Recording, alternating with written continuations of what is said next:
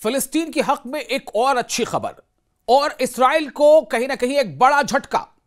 आखिर दुनिया देख रही है कि क्या कुछ हो रहा है, इसराइल की मंशा क्या है और किस तरह से फिलिस्तीनी अवाम, गजा की अवाम बेबस है, मजबूर है, उसके साथ जुल्म और ज्यादती हो रही है। दोस्तों, आपका मेजबान मैं हूं विशाल, आप देख रहे हैं न्यूज़ 18 का सोशल मीडिया प्लेटफॉर्म। इस वक्त एक बड़ी खबर आपको देने जा रहे हैं। अक़वाम मुत्तहिदा यानी यूनाइटेड नेशंस में दो अहम करारदादें मंजूर हुई हैं और ये दो अहम करारदादें क्या हैं? फिलिस्तीन और मकबूजा गोलान पर, गोलान हाइट्स जिसे कहा जाता है, उस पर काबिज इस्राएली कब्जा खत्म करने का मुतालबा किया गया है। एक बड़ी खबर है। अक़वाम मुत्तहिदा की जनरल असेंबली ने फिलिस्तीन और मकबूजा शुमाली गोलान यानी नदन गोलान हाइट्स शुमाली गोलान पर काबिज इसराइल के गैर कानूनी तसल्लुत के खात्मे के लिए दो अहम करारदादें मंजूर कर ली, जो आलमी बिरादरी की सतह पर फिलिस्तीनी कॉज और अरब हुकूक की दोबारा तौसीक की हैसियत रखती हैं। यह बहुत बड़ी बात है। अब इस पर कौन अमल करे ना करे ये दीगर बात है, लेकिन इस बात को मान लेना, इसे तस्लीम कर लेना कि इसराइल ने कब्जा किया है, इसराइल काबिज है, उसने ऑक्युपाई कर लिया है, उसने जबरदस्ती कब्जा किया, उसने किसी का हक मारा है, उसने किसी का हक छीना है। यह बात यहां सामने आ रही है। तो यूनाइटेड नेशंस की जनरल असेंबली ने फिलिस्तीन और मकबूजा शामी यानी सीरिया, शाम कहते हैं सीरिया को, तो शामी गोलान पर काबिज इसराइल के गैर कानूनी तसल्लुत के खात्मे के लिए दो अहम करारदादों को, रेजोल्यूशन को मंजूर कर लिया है। अब आपको बताते हैं इसकी पूरी डिटेल क्या है। फिलिस्तीन से मुताल्लिक करारदाद मंगल के रोज जिबूती, उर्दन और इसके साथ ही साथ मोरितानिया, कतर, सेनेगल और रियासत फिलिस्तीन की जानिब से पेश की गई थी। इन लोगों ने ये करारदाद पेश की थी, रेजोल्यूशन पास किया था। कौन कौन सा मतलब मूव किया था? फिलिस्तीन से मुतल्लिक करारदाद किसने किया था? इसको किया था जिबूती, उर्दन, मोरितानिया, कतर, सेनेगल और रियासत फिलिस्तीन की जानिब से पेश की गई थी। इस करारदाद के हक में 151 ममालिक कहते हैं कंट्रीज के प्लूरल को, यानी मुल्क का जमा ममालिक, 151 ममालिक ने वोट दिया, जबकि सिर्फ 11 ममालिक यानी 11 देशों ने इसकी मुखालफत की। अब आप सोचें कितनी बड़ी जीत है।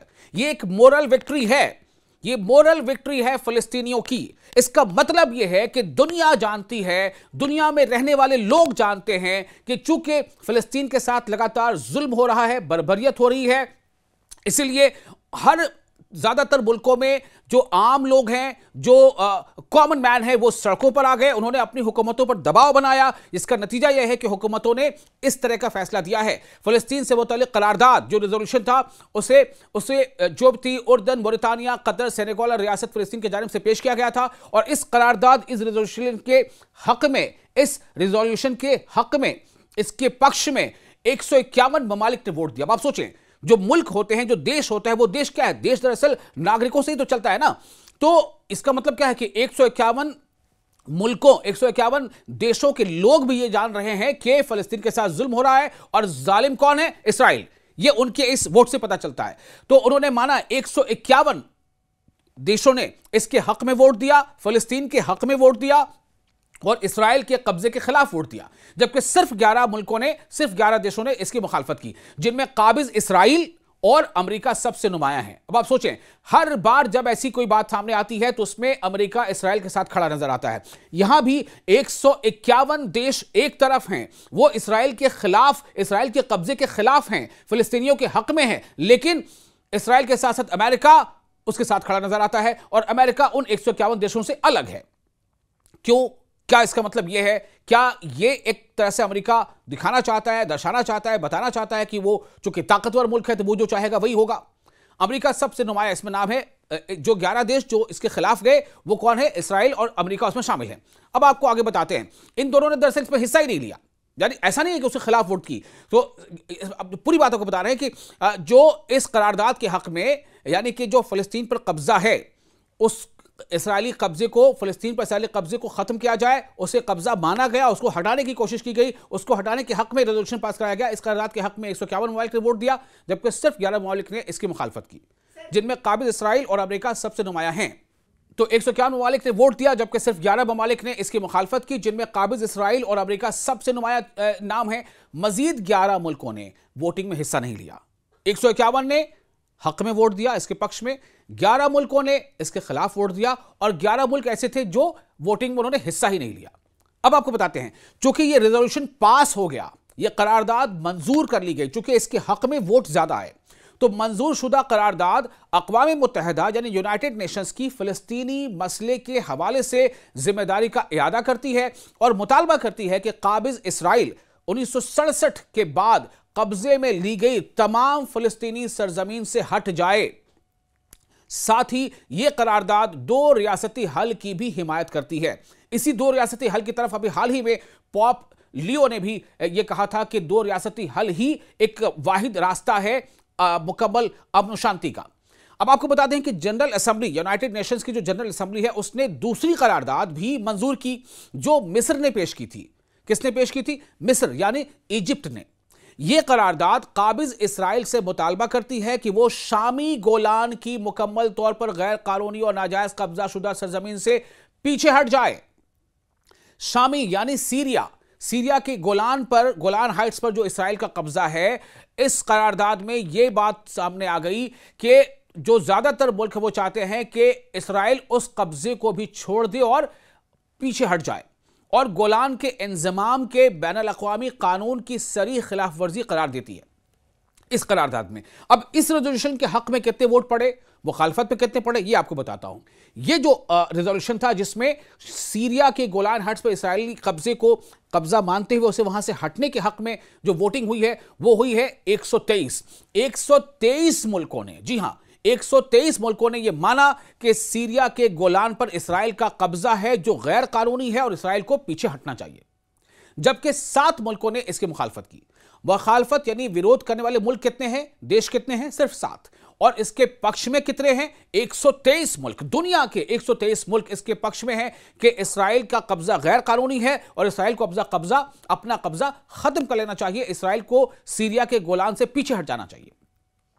अब इन जो 7 मुल्कों ने जिन्होंने इसकी मुखालफत की है, जिनमें काबिज इसराइल और अमेरिका शामिल है, यहां भी अमेरिका शामिल है, यहां भी अमेरिका इसराइल के साथ खड़ा है, यहां भी दुनिया के बेशतर मुल्क, ज्यादातर देश जो बात कह रहे हैं अमेरिका का उससे स्टैंड अलग है। जबकि इस करारदाद पर, इस रेजोल्यूशन पर 41 देश ऐसे थे जिन्होंने वोटिंग में हिस्सा लेने से गुरेज किया। लेकिन कितने मुल्कों ने इसके हक में वोट किया? 123। कितने मुल्कों ने इसके खिलाफ वोट किया? महज 7। और जिन्होंने हिस्सा ही नहीं लिया वोटिंग में वो 41 हैं। तो आप देखिए इससे क्या साबित हो रहा है कि दुनिया के ज्यादातर देश, और सिर्फ ज्यादातर नहीं, ऐसा नहीं कि 5 लोग नहीं मानते, 6 मानते नहीं, बल्कि आप देखें कि जो लोग मान रहे हैं कि इसराइल काबिज है, इसराइल ने कब्जा किया है, इसराइल ने गैर कानूनी काम किया है, उनकी तादाद बहुत ज्यादा है। 151 देश, 123 देश।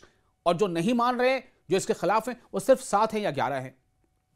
तो करारदाद में वाज़ेह किया गया है कि काबिज इसराइल की जानिब से सीरियन गोलान पर कब्जा और उसका अमली इंजमाम बैनुल अक़वामी क़वानीन की संगीन खिलाफ वर्जी है, इंटरनेशनल लॉ का वायोलेशन है। इंटरनेशनल लॉ का वायोलेशन है। कौन कर रहा है वायोलेशन? इसराइल कर रहा है। इसराइल के साथ कौन खड़ा है? अमेरिका खड़ा है। तो यहां पर यह बात सामने आ रही है कि करारदाद में जो बात सामने आई है कि इसराइल की जानिब से शामी गोलान यानी जो सीरियन गोलान पर कब्जा और उसका अमली इंजमाम बैनुल अक़वामी क़वानीन की संगीन खिलाफ वर्जी, अंतर्राष्ट्रीय कानून का उल्लंघन है और सलामती कौंसिल की सन 1981 की करारदाद नंबर 497 से बराह रास्त मुतसादम है, यानी उससे टकराती है। तो इस करारदाद के बाद जारी होने वाले पहले रद्द-ए-अमल में सीरिया के वज़ारत ख़ारजा ने, यानी जो एक्सटर्नल अफेयर्स मिनिस्ट्री होती है, सीरिया के वज़ारत ख़ारजा ने कहा है कि करारदाद यानी रेजोल्यूशन काबिज इसराइल से मुतालबा करती है कि वो पूरे के पूरे मकबूजा शामी गोलान यानी सीरियन गोलान से इनखला करे, वहां से पीछे हट जाए, कब्जा छोड़ दे, खाली कर दे। वज़ारत ख़ारजा के तर्जुमान यानी वज़ारत ख़ारजा के मुताबिक करारदाद के हक में बढ़ते हुए वोट इस बात की दलील हैं कि आलमी सतह पर नई शाम के मौक़िफ़ और मकबूजा गोलान की आज़ादी के उसूली मौक़िफ़ को मुसलसल बढ़ता हुआ आलमी ताउन यानी अंतर्राष्ट्रीय समर्थन, इंटरनेशनल सपोर्ट हासिल हो रहा है। तो अब आप देखें, अब आप सोचें जरा कि जो इसराइल ये कहता रहा है कि हमारे पर हमला हो रहा है या फिर ये कि हमें जो है परेशान किया जा रहा है, आप सोचें इसराइल नहीं दरअसल इसकी कहीं ना कहीं बुनियाद रखी है। इससे ही बात सामने आ रही है। क्योंकि आज अगर दुनिया के ज्यादातर मुल्क इसराइल के खिलाफ नजर आते हैं तो क्यों नजर आते हैं? इसलिए कि लोगों को यह महसूस हो गया है कि इसराइल ने एक लंबे अरसे तक दुनिया की आंखों में धूल झोंका, एक लंबे अरसे तक उसने हकीकत जो है छुपाई लोगों तक हकीकत पहुंचने नहीं दिया। अब जब लोग इसके तरफ मुतवज्जे हुए, अब जब इस जंग के बाद से लोगों ने इस मुद्दे को गौर से समझना शुरू किया, तो लोगों को यह एहसास हो गया कि दरअसल गुनहगार कौन है, या गलत कौन कर रहा है, या गैर कानूनी काम कौन कर रहा है। इस्राइल कर रहा है। ये हम नहीं कह रहे हैं, ये यूनाइटेड नेशंस जनरल असेंबली कह रही है। यूनाइटेड नेशंस जनरल असेंबली में जो करारदाद पास हुई है, जो रेजोल्यूशन पास हुआ है, वहां से ये संदेश सामने आ रहा है।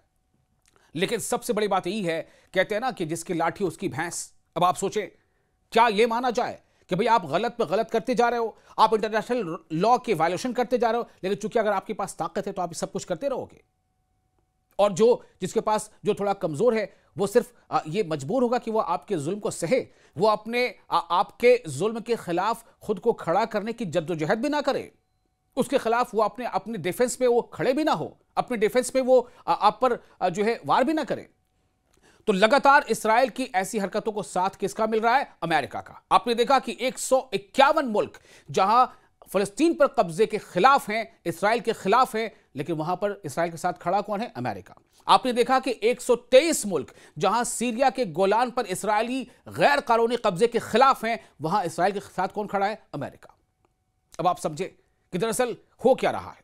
दुनिया को डेमोक्रेसी, जमहूरियत, इंसाफ की बातें बताने वाला दरअसल वो इंसाफ के साथ है या नहीं, यह आप खुद तय करें। आप देख रहे थे न्यूज़ 18 का सोशल मीडिया प्लेटफॉर्म। मैं हूं आपका मेजबान विशाल। आपको ये वीडियो कैसा लगा? अपने तासुरात, अपने रिएक्शंस आप हमें कमेंट बॉक्स में शेयर कर सकते हैं।